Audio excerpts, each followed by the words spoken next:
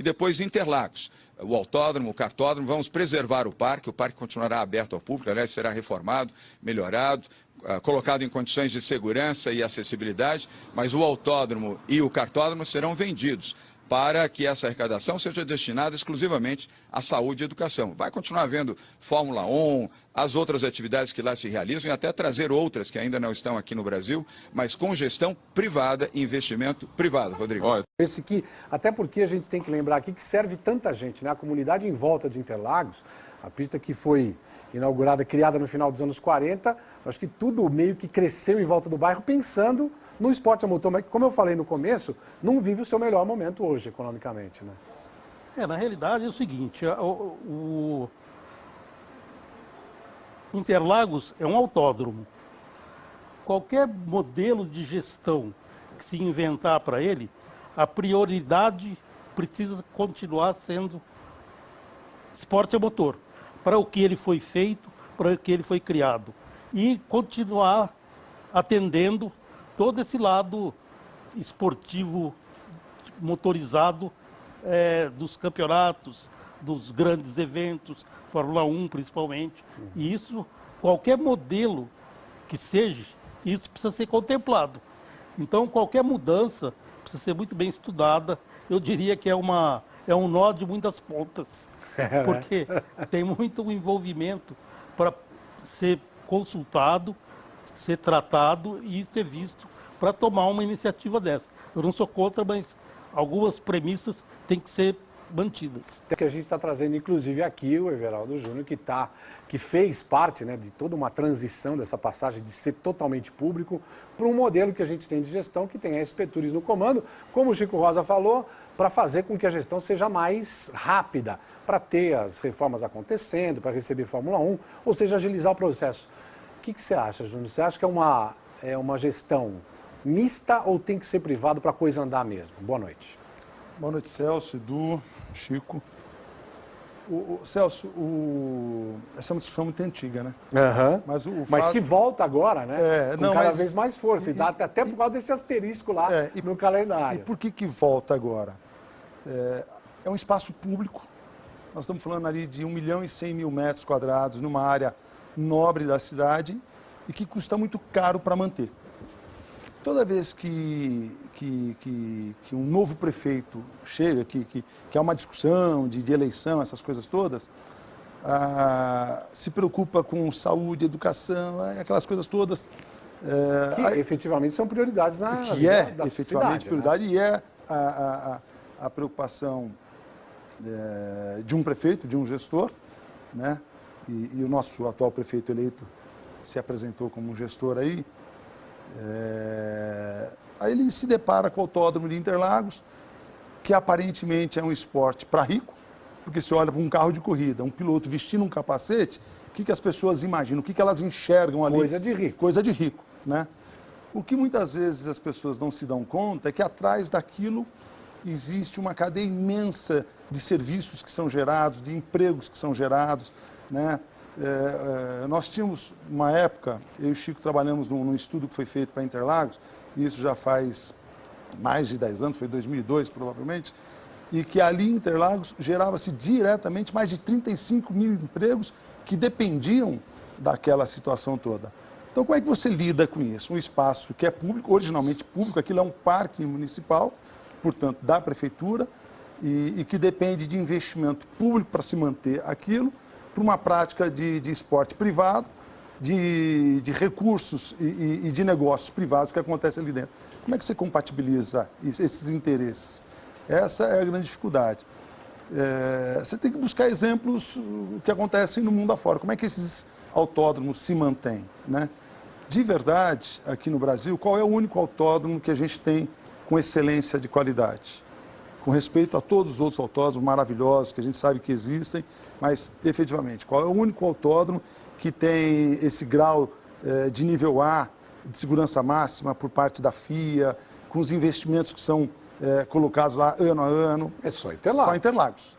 E só acontece isso porque nós temos uma prova de Fórmula 1. É lógico que numa democracia, que é como vivemos, todas as decisões do Executivo têm de passar pelo Legislativo. tem que haver uma discussão. Então, essa discussão que vai ser feita é uma discussão política agora, e talvez o fato de a gente estar discutindo e conversando a respeito disso seja exatamente nesse sentido, de trazer para a comunidade que está acompanhando o programa e que gosta de esporte a motor, um pouco mais de conhecimento com relação às coisas que vão ser debatidas. E é por isso que eu quero saber de Chico Rosa, se a gente, em termos de FIA, nessas exigências da Fórmula 1, se elas são descabidas, exageradas, em relação ao que o próprio Edu viu em Silverstone e em Spa, que para lá parece que as exigências não são tão grandes quanto que para nós. Na realidade, a gente começou a ser comparado com os autódromos novos que foram feitos no mundo ultimamente. Então, aquelas Babilônias que surgiram, começou a impactar o próprio Grande Prêmio Brasil, porque a gente tinha um espaço muito mais exprimido. Você não pode esquecer que um Grande Prêmio fora da Europa... Você se refere aos circuitos desenhados pelo Hermann Tilke. Grande parte deles. Os circuitos da Europa, os caras vão de caminhão, não precisa nem de muito espaço, mas aqui vem tudo de avião ou de navio, então os espaços para acomodar toda a tralha da Fórmula 1 é enorme. Então, por isso que as exigências no Brasil são maiores e têm que ser maiores. Perfeito. Isso então, isso é devido. Justificativa. É uma justificativa e é devido. A gente tem que realmente prover um pouco mais. Como a gente tinha tudo muito exprimido atrás dos boxes, as obras são justificáveis, não tem dúvida nenhuma. Agora, eu queria dizer o seguinte, que o autódromo, na época que era da Secretaria de Esportes, era altamente deficitário, muito deficitário. Esse passo que nós demos, a passagem para São Paulo Turismo, já fez uma alteração enorme, porque o autódromo hoje não é deficitário. O autódromo é, na pior das hipóteses, 0-0. Ou seja, ele se paga, ele paga a sua existência. Essa transferência tirou da prefeitura o custo de operação do autódromo. Passou o custo de operação do dia a dia. Do dia a dia. Do dia a dia, não Esse da Fórmula 1. custo passou para São Paulo Turismo. E, portanto, a gestão passou para São Paulo Turismo, mas a arrecadação também passou para São Paulo Turismo. E aí, natural. Para São Paulo Turismo, para tudo, não só para a pista. Tudo. O autódromo, tudo. Então, o que extrapola é a Fórmula 1. Então, aí que está. Aí tem o problema é o seguinte, tirando a Fórmula 1, o autódromo é 0-0. Não dá nem lucro, nem muito prejuízo. Ok, perfeito. Depende do ano, tá tudo bem. Isso tem um lado social muito importante envolvido nisso, justifica manter do 0-0. O que acontece com a Fórmula 1? A Fórmula 1, a gente gasta sempre, falando em reais, entre 35 e 45 milhões de reais a montagem daquilo todo ano por contrato com a Fórmula 1. O problema é aquilo que o Júnior falou. O retorno disto é monumental. É 3 vezes mais. Então, nenhum prefeito pode abrir mão da Fórmula 1 usando coisa do prejuízo. Não dá prejuízo. Ou seja, para a cidade de São Paulo é importante manter a prova, porque o retorno é maior do que esse investimento para as reformas. Além disso, são 17 lugares no mundo, 20 agora, lugares que tem Fórmula 1. Para divulgar para o mundo inteiro. Para divulgar para o mundo inteiro.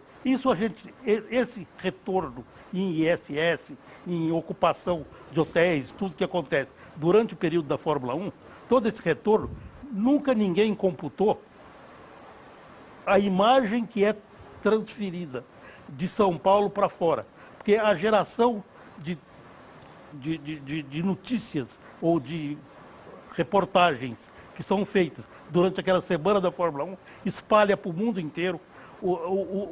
A divulgação da cidade de São Paulo é monstruosa. Para o marketing da cidade. Aliás, a gente acha que a cidade explorou muito mal. Pois é, a gente aqui não nunca ninguém explorou isso. Se dá esse retorno todo, o que faz a gente questionar se isso vale? Até o Júnior estava falando uma coisa interessante. Sem a Fórmula 1, a pista receberia investimentos para se manter nesse 0-0? Não, nenhum. E não tem. Celso, eu não quero entrar na discussão política nem nada, mas pega a situação dos parques da cidade de São Paulo. Estão todos falidos. Os parques da atual gestão foram todos desprezados, porque não tinha recurso para colocar nos parques municipais.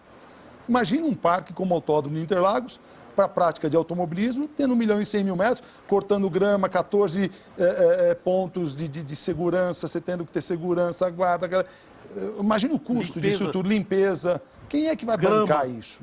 Então alguém tem que manter isso. Lá atrás, o projeto inicial, houve uma tentativa de transformar aquilo numa autarquia para ter um modelo de gestão profissional. Encontrou-se um outro modelo de negócio, que era a transferência de tutela para São Paulo Turismo. Já foi um grande passo. No começo, havia como toda mudança, né, uma dificuldade de diálogo com o mundo do automobilismo, as pessoas não entendiam, e a gente deixava isso muito claro para todo mundo, dizer o seguinte, olha, deem-se por felizes que nós temos a Fórmula 1. O que nós temos que equacionar aqui, claro, todo mundo reclamava, mas 30 dias fechado, 40 dias fechado. Isso é uma outra discussão. 6 meses por causa das obras. Sim, por causa das obras. Então, se você não tiver um planejamento de execução de obra, é claro que vai ficar 6 meses, vai ficar 1 ano. Esse é o problema. A gente estava falando aqui, inclusive, do impacto social do autódromo para todas aquelas comunidades. Paulatinamente, a gente tem, nos últimos anos, tido a pista fechada cada vez mais tempo, que tem impactado essa mesma comunidade. E que trava o automobilismo Trava o brasileiro. automobilismo e começa a cair por terra esse nosso próprio argumento. Porque se para manter a Fórmula 1 a gente fica com ele 6 meses fechado, para onde vai essa tão grande comunidade que vive da pista? O Celso, o negócio é o seguinte, aquilo lá tem que criar uma gestão de multiuso. Tem que usar para outras coisas, porque o automobilismo sozinho não paga. O automobilismo tem que entender que ele tem a prioridade de fazer evento lá, prioritariamente Interlagos foi feito para competições, mas sozinho, só com isso, ele não consegue viver. Então precisa ter um Lollapalooza no meio, precisa ter... 1 ou 2, 3? Outros eventos desse porte para usar esses recursos para, inclusive, baratear o custo da manutenção. O aluguel para as próprias categorias nacionais, que não tem dinheiro. Então, como é que o 0 a 0 fica por causa disso? É usado todo o recurso de eventos não automobilísticos, não esportivos, não motorizados, para dar uma levantada na entrada de dinheiro, para isso ficar mais ou menos razoável. Ô Celso, nós estamos com uma audiência aí massacrante. Pô, que bom, hein? O Guto Negrão, ele deu uma ideia, sugeriu aqui um comparativo com Monza, por exemplo. Monza é dentro da cidade de Milão e não se faz nada há anos. O Andrezinho Negrão, filho dele, correu de Fórmula 3, de GP2. É parque também. Hein? E é um parque. Monza também então, se falou de tirar a Fórmula 1 de lá. Pois é, mas não só não tiraram a Fórmula 1 de lá, como também não fizeram nada. Então, há alguns anos... Não fizeram, sim. Mas não assim, coisa monumental, assim, essas não, mudanças monumental. tudo, né? Mas assim, foram anos e anos sem fazer nada, e recebendo a Fórmula 1, porque é tradicional, tudo. E o que não justifica aqui em Interlagos, que eu acho, eu queria saber de vocês qual é o peso de um piloto brasileiro na Fórmula 1 para justificar. É isso que eu quero saber. Agora, o Felipe Massa anunciou a aposentadoria dele, da Fórmula 1. Tem o Felipe Nasser lá, que é um garoto promissor, tem talento, tem um enorme talento, mas infelizmente não tem um carro na mão que possa dar a ele a condições de mostrar efetivamente o potencial dele. Então, qual é o peso desse piloto para justificar um grande prêmio de Fórmula 1 no Brasil, para manter a Fórmula 1 no Brasil e com essas quantias vultuosas sendo empregadas no autódromo para receber as melhorias? Pode falar o Júnior. Eu acho que é total. Se a gente não tem Você piloto... acha que depende de um piloto brasileiro Também. Muito. E outra coisa, aí a gente vai entrar numa outra discussão... Então, desculpe, se você acha aí, você concorda, Chico? Só para a gente fazer uma... Eu acho que é importante, lógico que é importante. Foi muito importante na época de trazer Fórmula 1 para o Brasil. E para São Paulo, inclusive. E para São Paulo, porque tinha o Emerson. Foi a explosão do Emerson que trouxe a Fórmula 1 para o Brasil. Então é o seguinte... Agora, hoje é importante, porém não é todo lugar que tem um grande piloto. Pois é. Isso, a tradição do Grande Prêmio Brasil já é suficiente para passar pelo menos algum tempo sem ter um piloto de ponta e fazer essa travessia até aparecer. Então, eu acho que dessa forma, se a gente depender de um piloto brasileiro para reformar, para manter, para fazer com que seja viável, a gente pode esquecer de Não, Fórmula mas 1 é aqui. que eu ia dizer outra coisa. Vai demorar, Chico muito. Chico tem toda a razão. O que eu ia dizer é o seguinte, na medida que você tem o piloto brasileiro, você atrai o investidor, você atrai o Sim. patrocinador. Sim. O problema é que quando chega um GP aqui no Brasil, você tem os patrocinadores, inclusive, vinculados ao piloto. E que boa parte deles estão atrelados à organização daquele GP. Aí eu te pergunto, o que é mais importante? Você só investe se você tem o piloto. É. Sem a pista, a gente não vai ter piloto. Então a gente parou num momento aí, que é assim, sem a pista não faz piloto, sem o piloto não vai manter a pista. Celso. Quer dizer, é um momento em que a gente tem que pensar o seguinte, acabou? Celso. É sintomático, porque você veja o seguinte, eu posso estar enganado, o Chico tem a memória melhor que a minha. O Nelson Piquet não correu em Interlagos, correu? Chegou a correr? Correu e muito Correu de Fórmula 1. Braba. Não, de Benetton também. Não, estou falando de Fórmula 1, correu de Braba.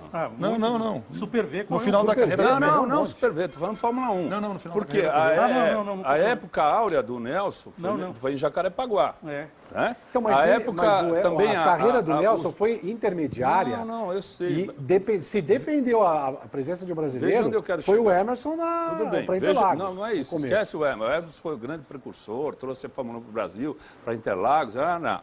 Eu estou falando assim, quando a gente falou no nome de um piloto com condições de ganhar corrida, se isso agrega público para o autódromo, eu estou lembrando aqui que Nelson Piquet correu, as grandes vitórias dele, as grandes apresentações Não foram dele foram no Interlagos. autódromo de Jacarepaguá. Verdade. E o Ayrton também de Lotus na época andava muito, e tal. Em 89 foi feita a reforma Interlagos e a partir disso Jacarepaguá foi caindo até acabar.